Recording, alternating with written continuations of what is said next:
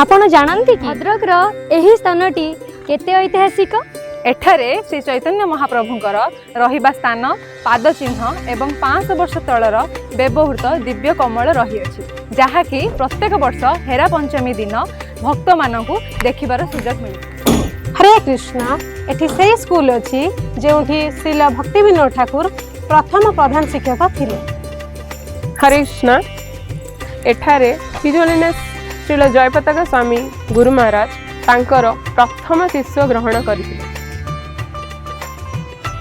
हरे कृष्ण यह होची सही शेष मंदिर जहाँ को श्रील भक्तिवेदांत स्वामी श्री प्रभुपाद तांको जीवन काल मध्य ग्रहण करथिले। हरे कृष्ण 250 वर्ष धरी सेवा पाउथवा श्री श्री गौर गोपाल मंदिर 26 सेप्टेम्बर 1977 मसीह इस्कन समाज रे ऑफिशियली इस्कन भद्रक भाव रेजिस्टर हो 1980 सुधा इस्कन भद्रक भारतर प्रथम 15टी केन्द्र मध्य थिला एवं ओडिशार 2टी केन्द्र मध्य थिला।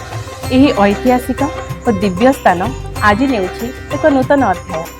18 मार्च इस्कन भद्रक नूतन मंदिर उद्घाटन। आसंतु ए दिव्य मुहूर्तर साक्षी हेबा। हरि बोल। हरे कृष्णा कृष्णा कृष्णा हरे हरे, हरे राम राम राम हरे हरे।